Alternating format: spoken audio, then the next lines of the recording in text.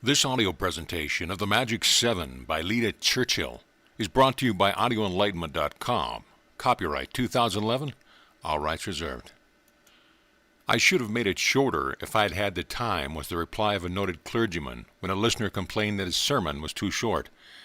The author has spent much time in making The Magic 7 so short that it can not only be carried in the pocket, but its contents be carried in the memory and the heart.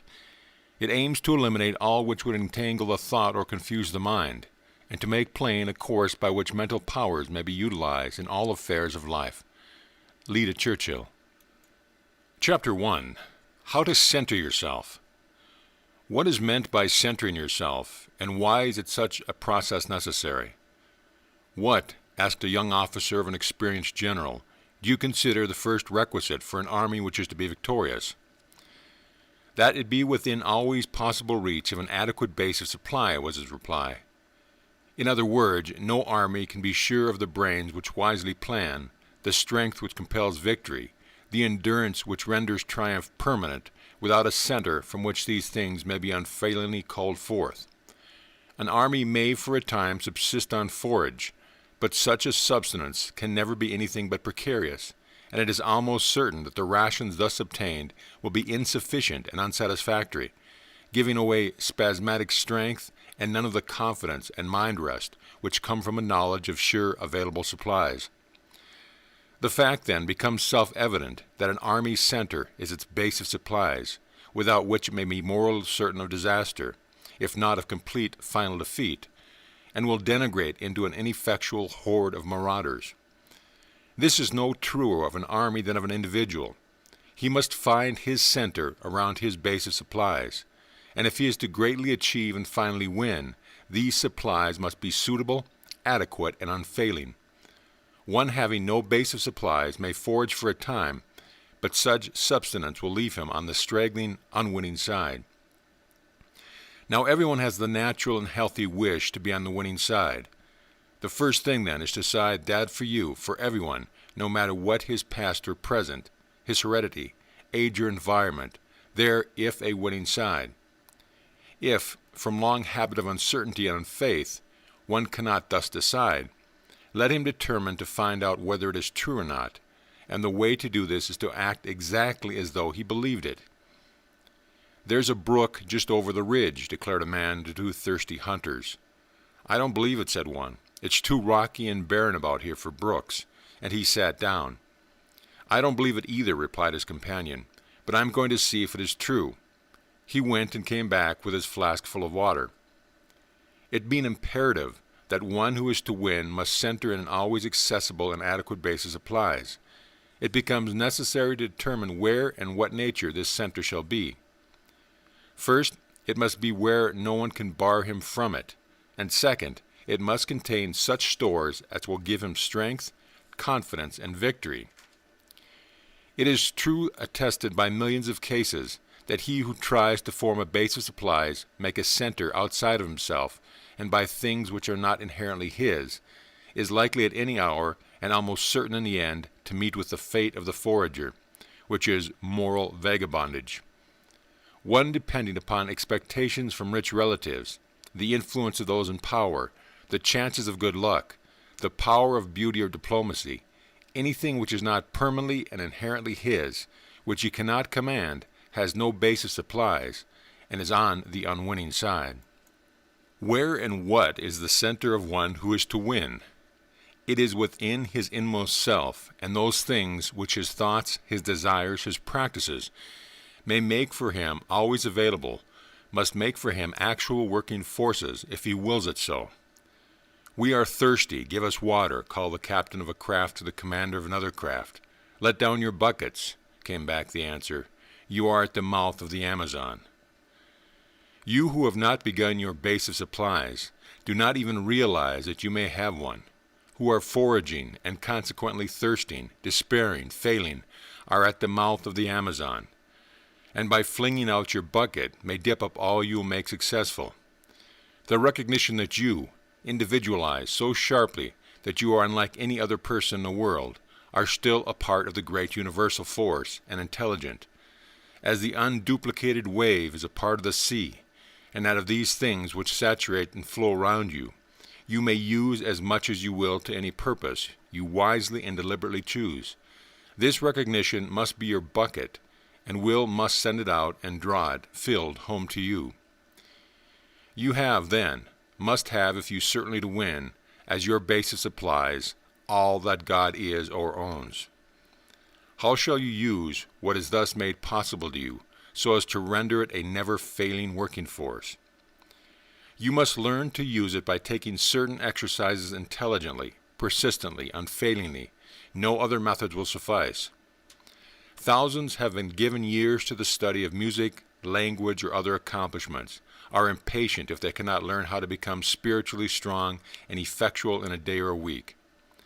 They want the most precious possessions, those that will make them free, happy, opulent, without pain for them in time, attention, or persistence. Know once for all that for the diamond of spiritual effectiveness you must delve with no easy or intermittent thrusts, but be comforted by the truth that he who digs for it does so by no severe labor, no more persistent endeavor and attention than are put forth by one who seeks a common stone, and in the end he holds as his own nothing less than a diamond. Summary and exercise. You must, to be successful, center in an always accessible, permanent, and adequate base of supplies. This base of supplies is yours at your insistent and persistent demand, and with it you may do what you intelligently decide to do, become what you intelligently decide to become. Say every day in the silence of your heart, reverently, earnestly, repeating the words till they sink into your consciousness, I am depending upon nothing but God. I am part of the all-wisdom, the all-intelligent, the all-strong, the all-power, the all-peace, the all-opulence, and I am able to utilize all these forces. End of chapter. Chapter 2. How to go into silence. How shall you gain and keep the poise necessary to the absorption and utilization of the powers which ensure victory?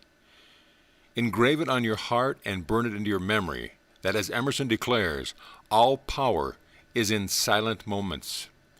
Every great deed was accomplished in the silence of some brain and heart before the instruments which made the world aware of the victory came into action. As the flame is not the real fire, but the sign and outcome of the fire, so accomplishment is not the real force, but the sign and outcome of the force. The real crucifixion was in Gethsemane. Waterloo was won in Wellington's tent. The Angelus was painted in Millet's brain. All great causes in the world are never silent and ever silently conceived. Water which swirls and foams admits of no reflection. Everyone who has had his picture taken can recall the photographer's request, now remain perfectly quiet. Why was this quiet necessary? Because the sensitized plate would otherwise produce nothing but an incoherent unlikeness to anything which the sitter desired.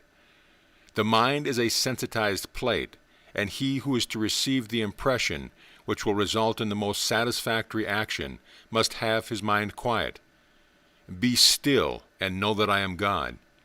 Still, because in no other way can you come into intelligence and vital touch with the all-love, all-power, all-opulence.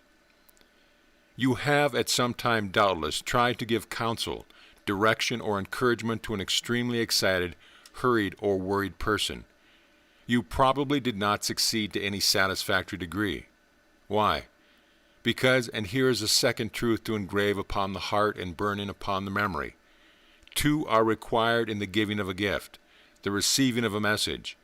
God himself cannot give you anything which you are unwilling or unready to receive. A lady asked a friend to bring her a certain remedy of which the latter had spoken, and the next evening was named as a time when the remedy should be brought. When the friend appeared to keep the appointment, the lady, forgetting that such an appointment had been made, had locked her door and gone to the next room to call. The friend went away. "Why," said the lady afterward, "did you not just bang my door and demand entrance? I should probably have heard you if you had made enough noise." The great commissary, who has change of your supplies, is willing to send you to your door all that you need or intelligently desire, but you will never, can never receive these supplies unless you are willing and ready to receive them. He does not bang at doors or demand entrance. Wilt thou be made whole? Was the question of the Christ to one who needed healing. The power which could raise the dead and still the turmoil of nature never disregarded man's free will. Behold, I stand at the door and knock, said the same great Master. If any man will hear my voice and open the door, I will come in and sup with him. Mark you, he stands and knocks, but if you would receive him and all that he brings, you yourself must open the door. Never dream that God reveals himself or gives his gifts whether or no. Another very important step toward creating a receptive soul center is the pruning process, cutting off habits or things which excite, depress, or discourage you. The intoxicated or unduly excited or depressed brain, whether these things come from drink, drugs, or unwise companionship, very seriously hinder or wholly forbid the poise which makes for power, peace, and opulence. The tongue must be taught silence. All quarrels and arguments must be strictly tabooed. In wrangling or arguing, one mind is clashing against another, which causes a shock to both, and all shocks are destructive of receptivity, and in many cases prevent for many days together a return to the heart silence, which is alone effective of good results. For it is a heart silence to which we must attain. Most of us must live for many hours each day in the midst of outside noises, and long stillnesses of the hand are, to the majority, impossible. But like those places, fathoms deep in the sea, which no storms reach, no turmoil disturbs, so the inner chamber of one's being may be still whenever the outward conditions. And mark you, all disturbing influences must be pruned away. One breeze which tosses its surface to foam, or an upheaval of mud from its bottom, will as effectively destroy the power of the lake to reflect as would storm and wind and mud upheaval altogether. Why, exclaims one, this means a wholly new mode of life. Verily, it means no less. And right here is a place to do some serious thinking, to come to a momentous decision. Have the intoxications, the quarrelings, the arguments, the excitements by people or things brought you any substantial good, any permanent happiness, any power, peace, or opulence? If not, is it not the part of wisdom to cut them off, that in their stead may sprout and grow these things which can but mean permanent betterment? If you cannot, from experience, observation, or imagination, decide that you have enough of them, that you will leave your delving for the common stone of mere stimulation, and dig for the diamond of real happiness, you are not ready to receive this diamond. Take what you are ready for, what you really want, and pay for it. This is the mandate of the law. Work with the law and have all things. Work against or disregard the law and have nothing worth having, nothing which will remain. All things are yours, but you must claim them right. Go into the silent center of your being and learn of God. Summary and exercise. All power is generated, all great things conceived in the stillness of the soul center, which one may learn to keep always undisturbed and hence at all times capable of receiving impressions from the all-intelligent, all-power. One must be ready to receive or nothing is given him. Every influence which disturbs the receptivity of the mind must be cut off. A new mode of life must be adopted and fostered. Say every day in the quiet of your room or elsewhere, I am still of heart and of tongue. I invite and hold myself in the attitude to receive, the intelligence which teaches the love which protects and satisfies, the power which invincibilizes, the peace which blesses. I admit nothing into my life which would prevent or hinder the greatest soul receptivity. I wait in the silence with and for God. End of chapter. Chapter 3. How to concentrate the mind. How shall you bring the wisdom and force which you gain in the centered life and silent soul into effective action? Will a pound of feathers come to the ground with as much force as a pound of lead? Asked the teacher of the child. Gail Hamilton. Yes, if you roll 'em just as tight, replied the future author. What gives a piece of dynamite which you could easily hold in your hand power to demolish a huge building or rend a solid rock? Focalized force or concentration.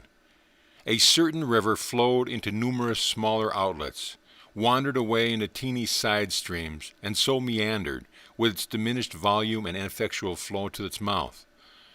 One day this river was dammed above the wasteful side streams, and by confinement to one place grew into a mighty force. When it burst away from its trammels and sent its gathered might against a populous town, the town was swept before its strength like a straw before a cyclone. It was concentration which destroyed Johnston. The train moves, the car is propelled, because the steam or the electricity is gathered at one point for one purpose. There might be just as much diffused steam or electricity trying to move half a dozen different things, and little or nothing would be accomplished. The difference between diffused and focalized steam or electricity is the difference between the pound of loose feathers and the pound of lead. Before an army can be sent out to sure victory, its ranks must be gathered at one place. So before your thought forces can win for your things that you desire, they must be brought home, focalized and concentrated. What is concentration? Carlyle deafened the world to ensure silence, declares Professor Wilkinson. Many people are so determined to concentrate that they render concentration impossible. They sit bolt upright, stiff and rigid, clutch the arms of their chair, shut their lips tightly, and command their minds to become fixed on some point, phrase, or word, thus pulling the thing they demand out of the question. It requires all their attention to preserve this fixed and rigid attitude. Now, concentration is not a mental clutching of something, a spasmodic projection of the mind towards something, or an anxious demand for something. The greatest mental as well as physical power, for there is a great deal of mental noise, is silence and has the appearance of negation. The thunder roars and hurtles, but does no execution. The lightning, with never a sound, withers and destroys, or under control propels our railroad trains and streetcars, bearing forward tons of weight. The mountain brook tumbles and froths and bubbles, and may be heard a long distance away. The Mississippi, with sufficient volume to float thousands of people and tons of merchandise, is serene and utterly silent in its flow. A flock of wild geese will make more noise than the emptying of the St. Lawrence into the Gulf. Concentration, which is conceded by all to be one of the greatest forces of the world, is as noiseless as the lightning, as calm as the flow of the Mississippi. It is like a ray of the sun which goes swiftly, silently, unspasmodically to the heart of the thing whereunto it is sent, and closes around, grapples, as the sun closes around and grapples the moisture which it lifts from the lake to the cloud. It is gathering all one's mental force to a single point for the single purpose of sending it, fully freighted, to the heart of the matter with which is one concerned. Concentration, in a word, means controlling one's thoughts instead of allowing one's thought to control him. That this can be done, the author has conclusively and repeatedly proved by various experiments, one of which is to write, or to sit without occupation for an hour at a time surrounded by scores of talking people, without allowing one intelligible word of the conversation to reach your consciousness, or else by ceasing to think at all. Perfection in concentration, like perfection in anything else, must come by faithful, continued practice. Spasmodic efforts will do little or no good, but the faithful student, by the constant practice outlined below, will soon be enabled to call his wandering thoughts home, to shut out any disagreeable or disturbing sound or sensation, and to focus the mind at any time on any subject, with the result of doing what was formerly perhaps an hour's mental work, such as studying, composing, creating plots or plans, in 20 minutes. It will also enable him to make of his own thoughts one thought which will prove a dynamic power to change all things for him. Do not be discouraged if for a long time during your concentration hour foreign thoughts keep intruding. This is the common experience of all. Keep going back to your center, and after a little while you will be surprised and gratified to realize, even though you are able to fix your absolute attention on any point for only 2 or 3 minutes without the interruption of any thoughts, how rapidly and surely you have gained in mental power. Do not strive, fret, or be discouraged, but keep up religiously the daily practice and be sure of ultimate victory. Under no circumstance should one who would attain to perfect concentration wear at any time uncomfortable clothing or shoes. The disagreeable sensations caused by these things will, unless you are very advanced, claim much of your thought. Summary and exercise. All force, to be effective, must be brought to a point, concentrated. All force, thus concentrated, is a mighty power. This power is still, and has the appearance of negation. Concentration may be cultivated until it becomes invincible. Take some part of every day or evening when you are sure you will not be interrupted. Let every article of clothing for the body and feet and your position be entirely comfortable, that no consciousness of discomfort may distract your attention. Having put yourself entirely at ease, rest your head on the back of the chair, or let it droop forward, and look in imagination within yourself at a point directly back of the pit of the stomach, wherein lies the solar plexus, which occultists call the king brain. Imagine there is a point of yellow light. Sit perfectly still, fixing, as nearly as possible, the whole attention on this point of light, thinking of nothing else. Continue this from 20 to 40 minutes. You will find this very difficult at first, but every day it will become easier, and before very long you will be able to hold your entire attention for a number of minutes at a time at one single point.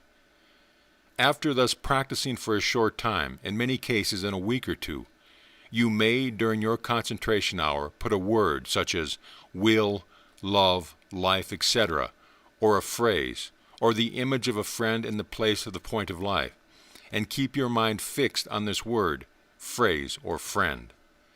End of chapter. Chapter 4. How to Command Opulence.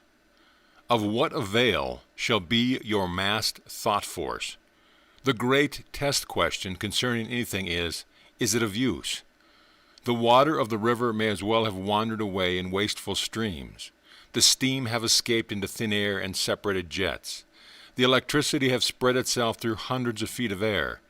If the focused water, steam, or electricity could not be and was not utilized to a desired end, if you cannot accomplish something, gain some object, by your gathered thought, then the time and effort used in the gathering has been wasted.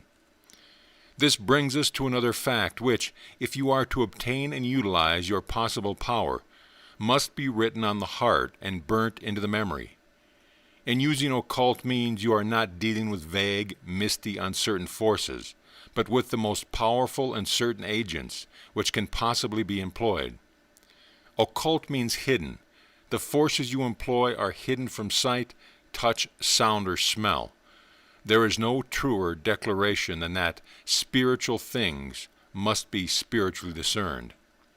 Give us something tangible, cries the so-called realist, something which chemistry can analyze, science can demonstrate.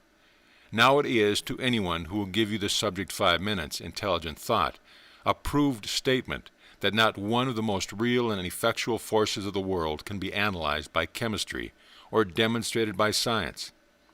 What is the passion which has wrought most mightily for the world's blessedness, which has populated it, created its homes, generated its courage, nursed its nobleness, developed its unselfishness, inspired its orators, authors, painters, poets, saints, kept its heart warm, given its splendid, effective life and love?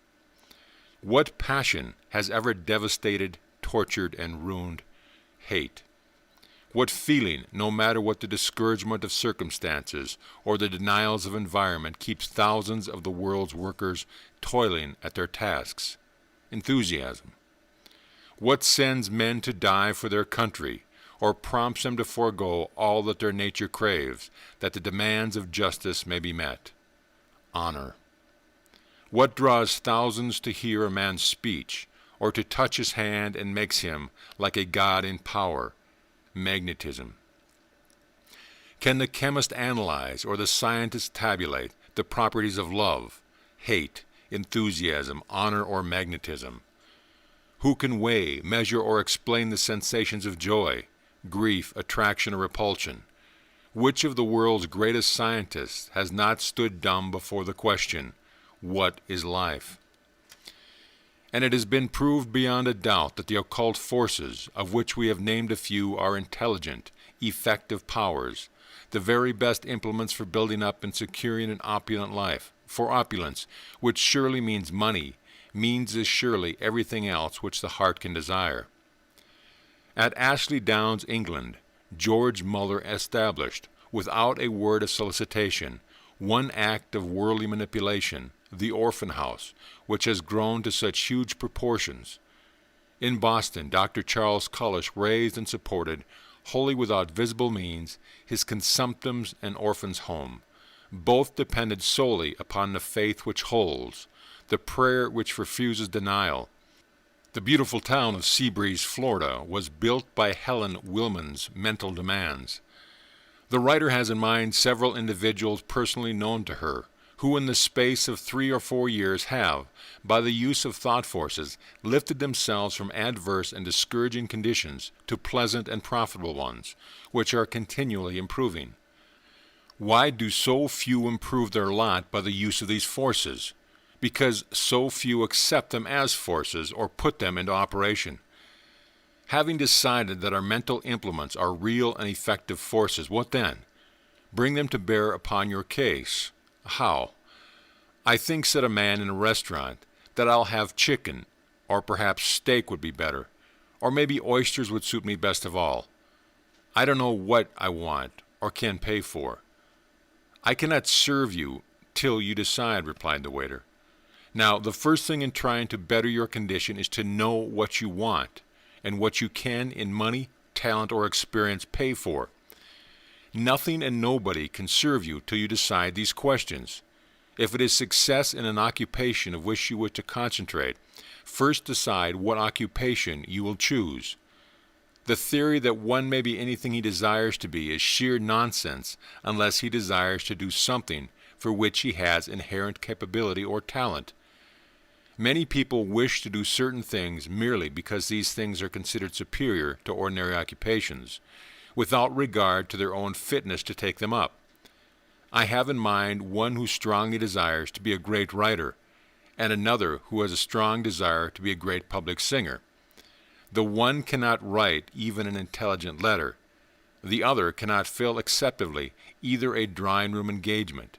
Neither can pay the price in the only acceptable coin, which is fitness for the desired success, and lifelong concentration would never make either proficient in the chosen occupation.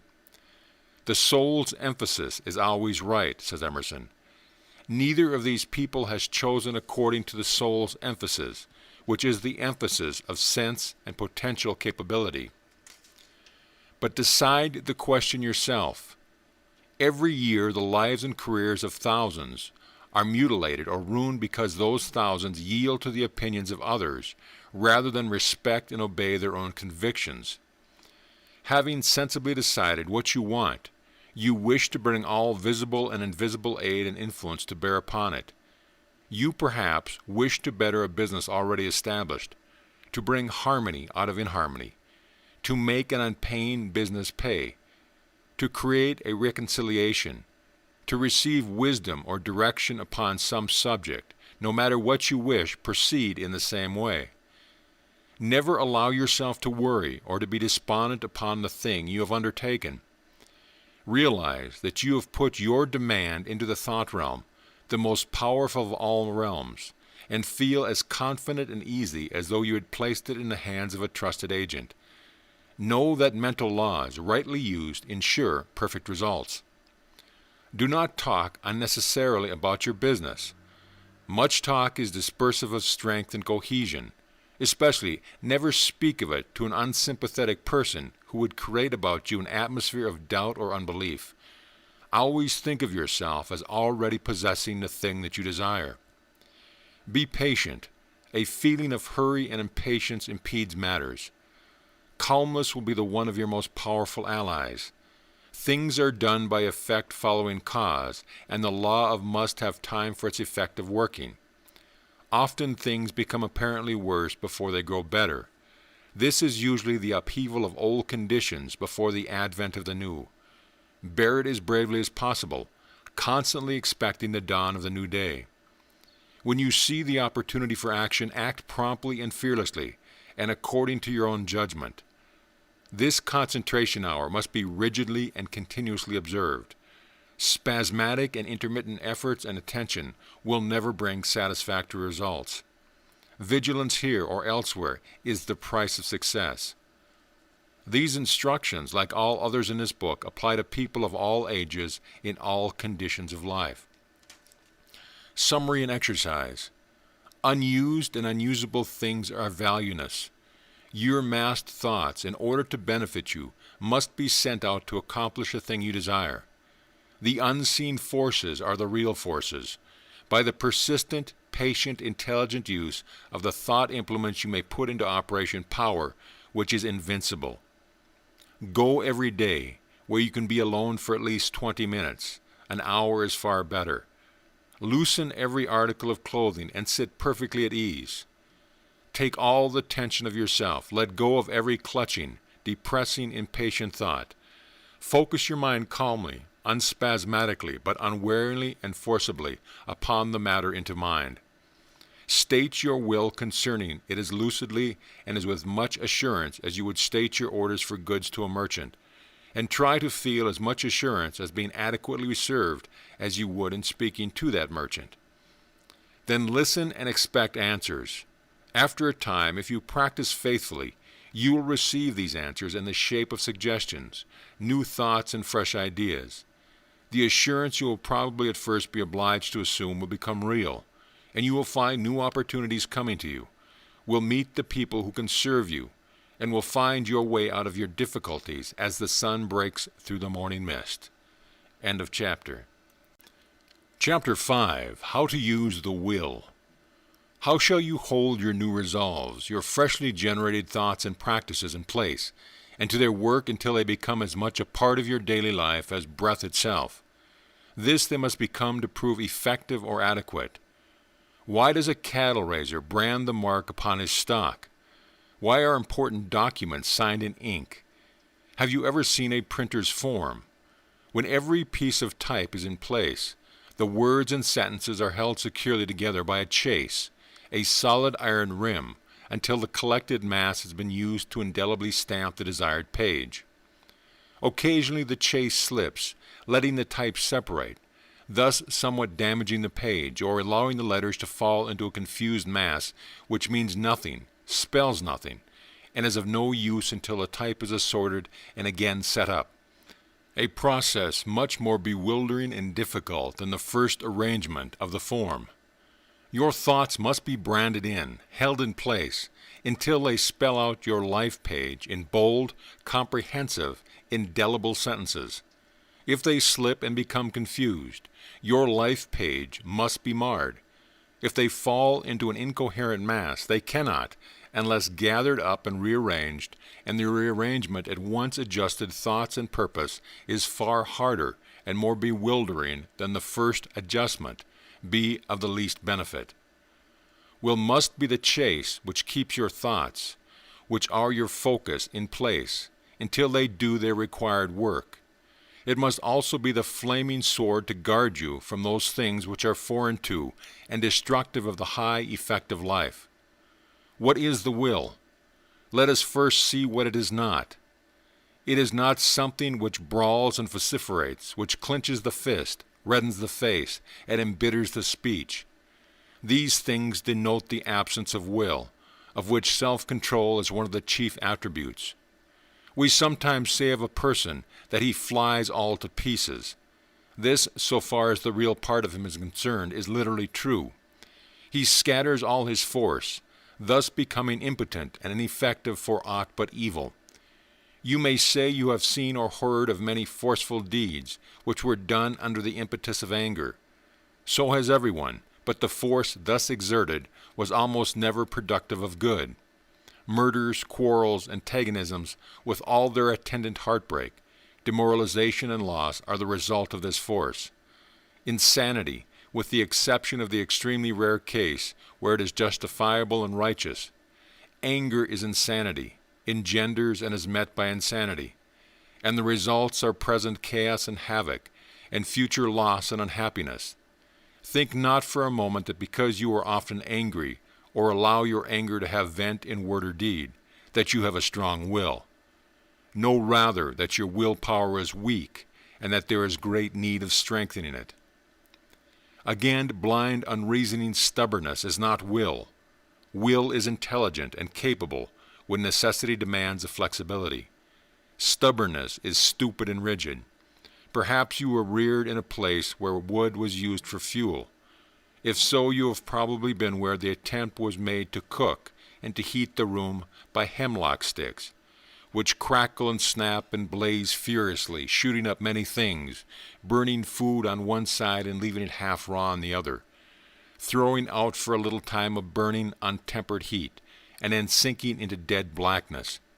You probably have afterward witnessed the silent, steady glow of a deep coal fire, noted how perfectly it did its work of cooking and heating, and how hour after hour its force remained the same. These two fires illustrate the difference between the riot of passion, the black inefficiency of stubbornness, and the still, efficient, lasting fire of coal.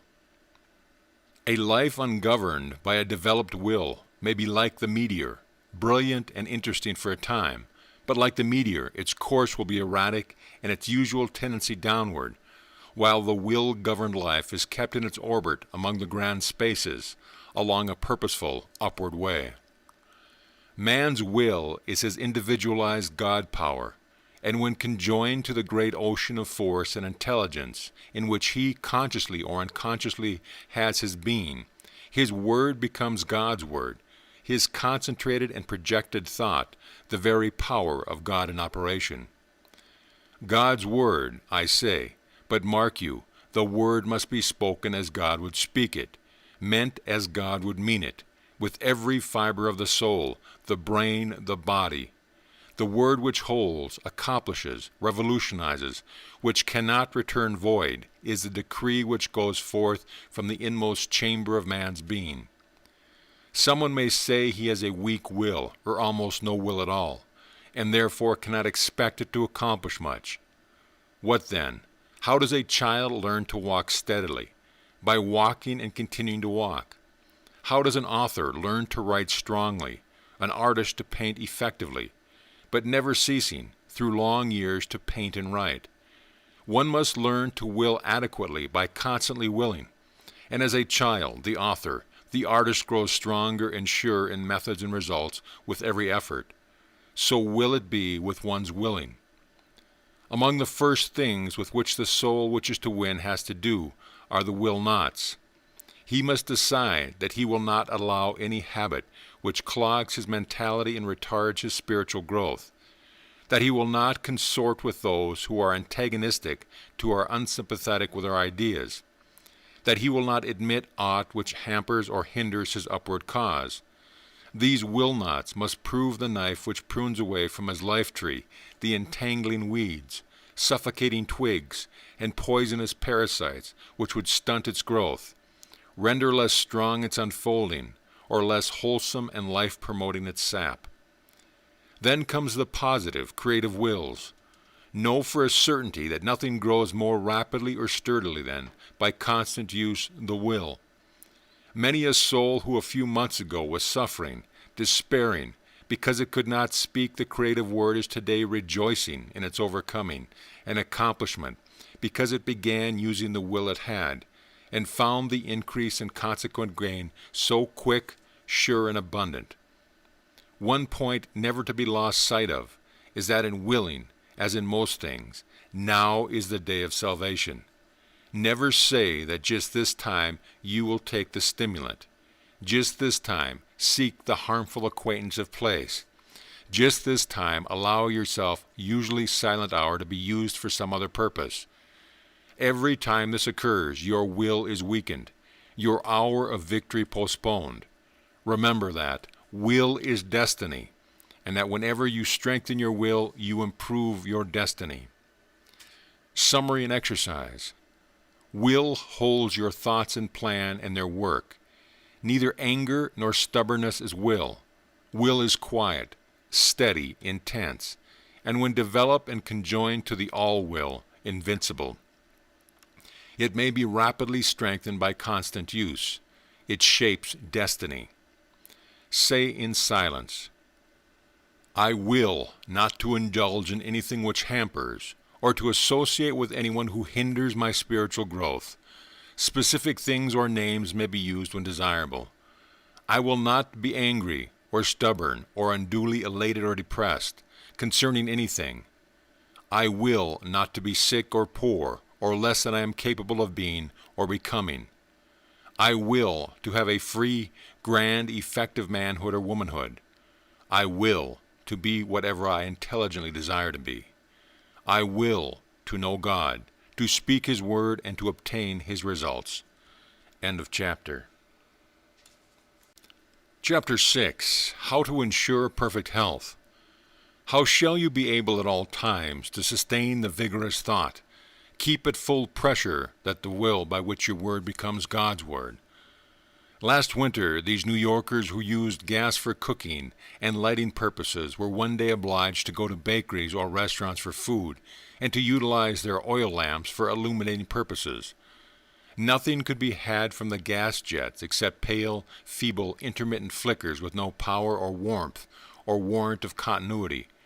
Extreme cold had frozen and demoralized the pipes. The gas was at the source of the supply, ready to be made use of, but it had no fitting conductor through which to flow to the place where its services were needed. The great supply of force, heat, light, comfort is always ready at the source, but thousands of bodies make for it such poor conductors that only feeble and spasmodic flickers are ever seen. What was done to those demoralized pipes that they might again be equal to the demand upon them? First, there was a determination that the pipes should be repaired, and the work that was end was immediately begun. What if those in charge of the matter had decided that the gas consumers could get along with that pale, flickering, spasmodic flame, what they could help out with oil or coal stoves, and suffer from any consequent inconvenience? The result would have been deprivation, negation, and wholly unnecessary loss. Secondly, there was a change of temperature which released the pipes from unnatural rigidity and unequal pressure. Then the joints where the small pipes had been torn away from the main pipe were remade, and the rents and ravages caused by abnormal conditions were repaired. In other words, these nearly negative pipes, for there is some degree of life in everything, were put under the control of man's positive thought, and the conductor and thing to be conducted came into right relations. In the beginning is the Word, always. He who is to have perfect health must determine that no pale, flickering, spasmodic life, which must be helped out by drugs or by any outside means whatever, will do for him, that he will have perfect health. Secondly, he must avoid an atmosphere which would place or keep him in a rigid condition, or put him under equal moral, mental, or spiritual pressure. Perfect health means perfect equilibrium of all one's being, and he who overlooks the matter of mental atmosphere overlooks one of the most vital factors in ensuring or destroying health. One should never have a housemate or frequent associated person, and each of you knows at least one such who renders spontaneity, free flow of thought and speech, or a peaceful state of mind impossible. It is no more healthy for him to be closely or frequently associated with such a person than it would be for a sensitive plant to be put to grow beside an iceberg, which would congeal its sap and render abortive the warmth of the sun, or beside a blazing fire, which would scorch or wither it. Where close association with a health-destroying person cannot, without disloyalty, dishonor, or selfishness, be avoided, it should be borne without anger or argument, and with as little mental disquietude as possible. Above all, there should be fixed, persistent demand for a harmonious readjustment of life and its affairs. Silence of tongue and heart is here, as elsewhere, the great bulwark against demoralization. Again, companions or associates should never be chosen or retained because some other person finds them good or helpful. Carbonic acid gas, which is the very breath of vegetable life, is death or detriment to human beings. So one who is like the breath of life to another may be poison to you. He is both just and wise who chooses for companions and associates those with whom his higher nature blends, as in the rainbow each hue blends with its corresponding color. It may be urged that the fully spiritualized soul can bear anything undisturbed. True. But the great majority of souls are not fully spiritualized, and their progress towards this state is impeded by inharmonious influences, and there is a vast difference between endurance even of things by which one is not disturbed, and the full, buoyant vitality, giving happiness, without which no spiritualized soul has received in full measure its own. The greatest cause of the severance of one's individual pipe from the great main pipe of health is fear, and nothing does more to engender and keep alive fear than learning the names and dwelling upon the symptoms of disease as set forth by medical publications or unwisely learned individuals.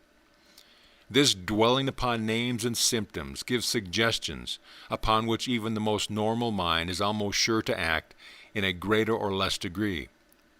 Many of you will recall Jerome K. Jerome's hero, who after a prolonged study of a medical work declared that he had everything spoken of in the book except housemaid's knee, and wondered why this complaint had slighted him. A certain physician recently declared that when he was studying medicine he actually suffered to some extent from each disease about which he read. Another doctor deplored the fact that his wife had such free and constant access to his medical works, as by her perusal she was continually imagining that every slight ailment meant some of the dire complaints of which he had been reading, and though naturally one of the healthiest women was, by fear and imagination, kept almost constantly ill.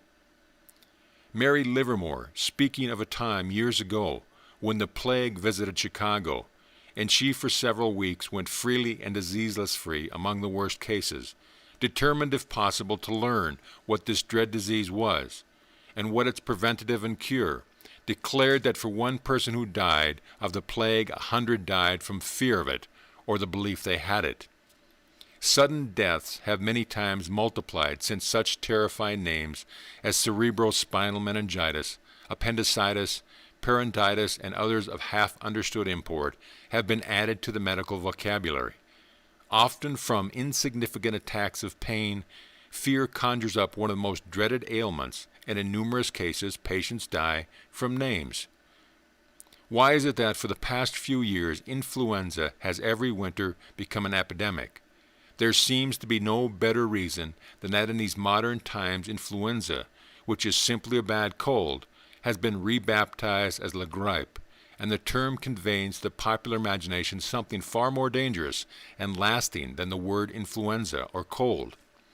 About the only thing that is clearly and generally understood about la grippe is that its first symptom is a cold, and so most people have come to fancy as soon as they take cold, they have or shall have la grippe, and fear and imagination make, in thousands of cases, a severe, perhaps fatal illness.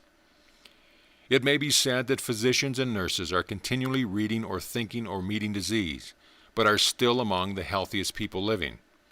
This proves rather than disproves our theory.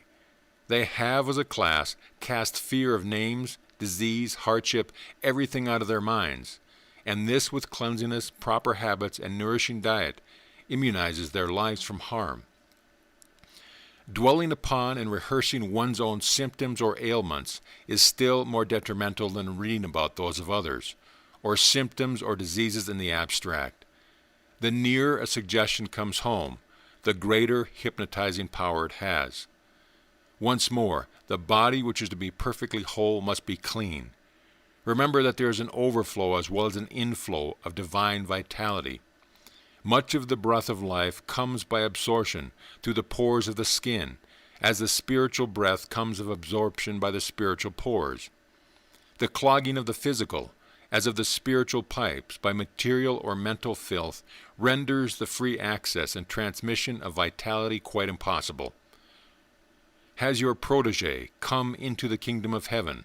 Asked an evangelist of a man who had taken a most disreputable-looking and tattered tramp as a helper, with a view to the latter's redemption. No, was the reply, but he's in the place which is a sort of vestibule to the kingdom of heaven. What is that? Was the next inquiry. The kingdom of soapsuds, replied the reformer. There's a kind of sympathetic cord running between cleanliness and godliness, and when a man begins to systematically wash his face and in his person, I know I may bring on my spiritual ethics with a hope of winning. The truth is, everything which makes one feel more like a man teaches him more of the feeling of a god. And since almost everyone who conceives an intelligent idea of good things conceives also a desire for those things, and as desire rules action, a feeling of respectability is one of the first forerunners of everything man can wish. To this end, that one may step from commonplace manhood to invincible godhood, he should dress and live in a manner which will never detract from his idea of thorough respectability and ease of mind. And that he may also so live, he should secure for himself a position by which self-respect, self-confidence, and the development of his best faculties are encouraged and sustained, and an income commensurate to his reasonable demands is assured. Success which leaves the heart pure, the head clear, the moral growth unretarded, is one of the greatest health promoters and preservers. While health slays its thousands and can be, and so often is, made a curse, poverty with its train of degradation, soul and body starvation, arrest of development, and spiritually murder, slays its tens of thousands. He who is to be perfectly healthy must learn to fill his physical being with the breath which reaches and purifies and strengthens every part of it. In the exercise, at the close of the chapter, directions for using each breath are given. Let no one dream that he can become healthy by pouring down drugs. Millions are every year trying this method and failing of their object. Why don't you take your medicine? Recently asked a physician's wife of her husband who was ill, and for whom another physician had prescribed. I know it's worthless too well, was the reply. Everywhere honest physicians are admitting that drugs are, in a large majority of cases, merely suggestions, and are used often experimentally rather than scientifically. Sunshine, exercise, and air are a trio which must be made the constant companion of one who is to have perfect health. Nothing in the world, least of all man, grows and develops and waxes from strength to strength in the absence of light, heat, and movement. Cheerfulness, hope, and faith are a second trio which makes tremendously for vitality. Underline, closing about, capping your vitality arch must be the will, which shuts out devastation, shuts in power and strength, and makes you the creator and preserver of perfect health. Summary and exercise. The great supply of health and strength is always ready, but many are not in a condition to receive it. The first step towards securing this condition is a determination to have it. Inharmonious people, uncleanliness, fear, uncongenial surroundings, unfit clothing, a position which does not foster self-respect and ensure development, an inadequate income, and drugs are detrimental to health. Sunshine, air, exercise, faith, and cheerfulness are great health preservers and promoters. Say in silence, I will to have perfect health. I will to be in constant connection with the great health source. I will to have only such companions, thoughts, surroundings, practices, as will give me the God vitality, power, and peace. Sit upright. Place your hands on your knees, the fingers slightly over the edge of your knee pan.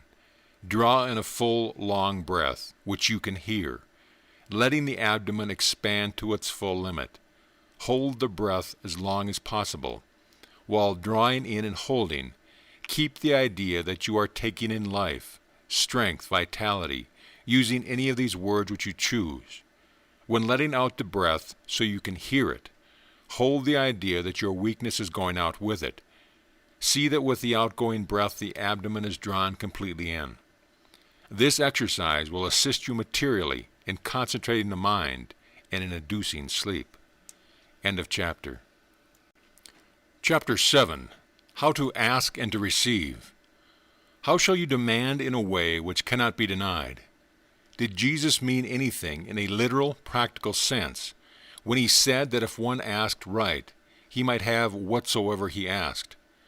One great mission of the so-called New Thought, which is really as old as the first thought of God, is to make plain the fact that Jesus meant, in a practical, everyday sense, everything which he, in giving counsel or enforcing lessons, said. There must be, if the word of Jesus be true, a way of asking which precludes any possibility of refusal. That there is such a way, thousands, many of whom have been, hitherto weak and impotent, or thought themselves so, are thanks to the new old thought constantly proving. What gives a request the character and power of a demand that must be met? First, the possession of something. A man walks into a bank, presents a piece of paper, and receives in money the amount specified on the check. No denial is possible. He has in the bank a sum of money, and no one can refuse his appropriation of it. Had he no funds there, he might present 1,000 checks, and ask ever so earnestly to have one of them cashed. But he would receive nothing. Possibly some bystander might, from pity or some other cause, give or lend him a sum of money. But that would be very uncertain. Having nothing to draw from, his request would not be a command and would have no power. He could not ask right. A soldier is requested by his general to execute a commission, and the thing is unhesitatingly done. The position of authority makes the general's request a command. 1,000 other men might request the doing of the same deed, and remain unheeded. Having no power, they could not ask rightly. We say, and truly, that the skilled architect, engineer, or mechanic commands high wages. One of these asks for a responsible and high-salaried position and receives it, because he possesses that which renders his request a command. A man may pray 100 days for his very soul and with fasting, that he might draw money from a bank, might be served by a subordinate, might be placed in a responsible position with a high salary. But unless he possessed the money, the authority, the skill, his prayers would be, for the time being at least, futile. Prayer has come largely to be looked upon in one of two ways: as a useless superstitious formula, or as an act of legerdemain by such miracles may be performed, regardless of the state of him who offers the prayer. While it is, and has been proved in numerous cases, one of the most powerful forces in the world, it is not a force which can be effectively handled by anyone, whatever his attitude, hence so many millions never asked rightly. To ask rightly, which is to ask and surely receive, one must come into right relations with the things asked. In other words, he must make himself a magnet for the drawing of all things which he could have. The declaration, "To him that hath, it shall be given," has been considered by many a hard saying, but is simply the statement of a scientific principle. The same truth is expressed by the proverb, "Like attracts like." Having a little money, a little authority, a little skill, one is in a position to ask aright, that is, effectively for more money, more authority, more skill, and to finally command all those things with money, authority, skill bring. That we has is a magnet for more. The whole matter simply resolves itself into this truth, that according to one's becoming will be his having and holdings. Someone will say very truly and aptly that many have authority, positions of trust, and large salaries or incomes, who cannot by character, intelligence, or skill command them. Very true. But mark you, such people never do command, even as they could never, by inherent right of capability, demand their positions. Again, mark the words having and holding. There is a having that is worse than denial, a holding that is torture. A boy who had attended a circus became wild with desire to ride, standing a barebacked horse. His only riding had been on a slow, safe horse and with a saddle. But the bareback riding having for him so great a fascination, he resolved to try it at all cost. He took secretly a spirited young horse from his uncle's stable, and after many attempts succeeded, by digging his bare toes desperately into the flanks of the colt, in riding a little way with the horse in an easy trot. But he could not, of course, ride well or safely, and he was so frightened that for the rest of the day he could not eat, study, or play, and was startled at every sound. He had secured the coveted delight, and it proved worse than denial. But the next day he saw one of the circus riders out on his horse for an airing, and plucked up courage to accost him, and to offer him $50, all the money he had, if he would teach him bareback riding. The young horse was again secretly taken from the stable. At a safe distance the boy mounted. The circus rider, standing easily and confidently on his own horse, met with his firm hand the boy's extended fingers, and so holding and steadying him, the two cantered on for a short distance, the boy feeling comparatively safe. After half an hour the circus rider, remarking that he reckoned he had earned his $50, rode away, leaving the boy behind. The latter, made reckless by the time spent with his late companion, determined to ride on alone, although the feeling that he might at any moment lose his balance and be thrown haunted him, and made his ride anything but a pleasure or a triumph. Finally he was thrown. Striking against a heap of stones, he was so cut and bruised that it was months before he could walk without pain, or be about the normal work and pleasures of a boy's life. The longed-for holding had proved a torture and ended in disaster.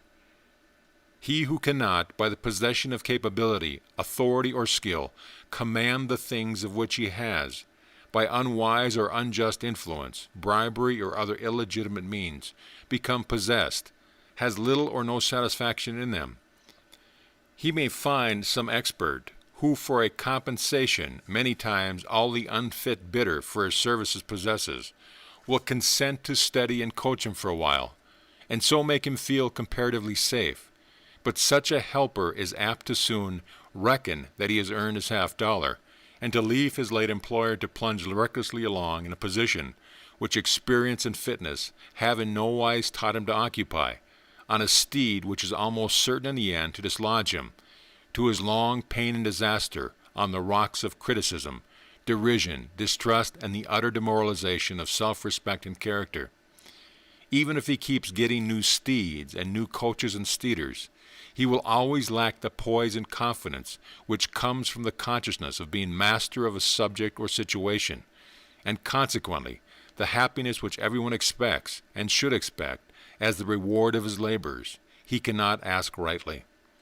But, someone says, if gaining is a matter of already having, all one has to do is to possess himself of some money or skill, or whatever he may wish more of, and proceed by the magnet system to get more and more. This needs no occult practices.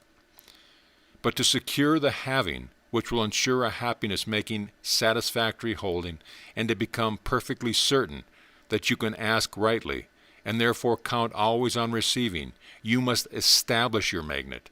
Mind the word establish. You must begin with just what you have, which is in multiple cases simply desire. Make that desire a willing to have. Then put and keep yourself in touch with those influences which can, and when invited will, give you the wisdom and the opportunity to add to your knowledge and skill, and to answer your own prayers. Prayer is sometimes answered instantly, but in these cases the ones who pray are ready for the things for which they pray. They can ask rightly. They already possess something which makes them able to command that which they desire. Many times it is an intense faith which vibrates through and dominates the whole being, and sets in motion causes which at once create the whole or the thing already required. As Jesus materialized the bread and turned the water into wine, this is the faith of which the Master spoke of as being able to move mountains. It is the entire domination and consciousness of the all-force which the Christ was already able to utilize. Right here is the place to burn upon your memory the truth that he who would accomplish as the Christ accomplished must live as the Christ lived. Can another ever hope to accomplish as the Christ accomplished? His own words were, Greater things shall ye do, because I go to the Father. One great fact must never be lost sight of. He who is to grow from strength to strength, from ability to ability, from possession to possession, and so, from living like the Christ to come more and more to create and command like the Christ, must stay where the Christ influences can reach and control him, and through him his affairs. Having done all, stand, said St. Paul. All the promises of Christ must necessarily be to those who abide in the atmosphere where such promises can be made good, one who tries to overcome and become one day or 1 hour, and allows bad habits, bitterness, hatred, unjust calculations, or transactions to have sway the next, might as well try to grow a hardy plant by keeping it one day in rich loam and the next transplanting it to sand or frozen earth. In the soil and atmosphere of purity, of patience, of steadfastness, of growth, must be nurtured the character plant which is to yield on demand satisfying fruits for soul and body. Another thing to remember is that the answer to prayer or demand is gained by causes being put into motion to bring about results, and must have time to do their work. What would you think of one who should give a tailor an order for a suit of clothes, and become discouraged and skeptical of ever receiving it because it was not ready for him in a few minutes or a few hours? Suppose, because of this delay, we let the matter of the suit drift out of our mind and did not apply to the tailor again. The fact is patent that he would never get the garments. Multitudes are as unreasoning and unreasonable concerning prayer or demand as the man who would be about his suit, and by their impatience, skepticism, and failure to keep the coveted thing in mind, and before the forces which can grant it never received it. Finally, never be content with any receiving which does not include peace and happiness, the twin prizes which all the wealth, all the toil, all the prayers of mankind are intended to purchase. After a time, if you are faithful in your observance of these practices, which keep you in effective touch with your base of supplies, all that pertains to the world of spiritual force, peace and happiness, will become as natural to your perception and your use as are fins to the fish or wings to the bird, and you will realize that not merely in theory, but in actuality, you are one with the Father. Summary and exercise. If one asks rightly, he cannot be denied. He must possess something if he is to command something. In order to possess something, he must be something. The nearer he grows to the Christ-likeness, the more power he has to command. One is usually given the power to answer his own prayers.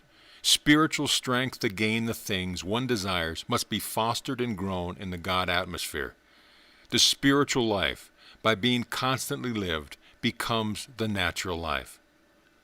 Say in the silence, I will to begin now, with just what I have, to add continually to my knowledge of whatever you wish, and my skill in whatever you desire to do. I will to remain in touch with the divine wisdom and power which will teach me and direct me, and open for me the opportunities which I need. I will to go from knowledge to knowledge, from strength to strength, from character to character, until I feel myself one with God. End of chapter. End of book. This audio presentation of The Magic 7 by Lida Churchill has been brought to you by audioenlightenment.com and has been recorded for the exclusive use of Audio Enlightenment members only. If you have received this audio from any website other than our own, please visit our website and let us know at your convenience.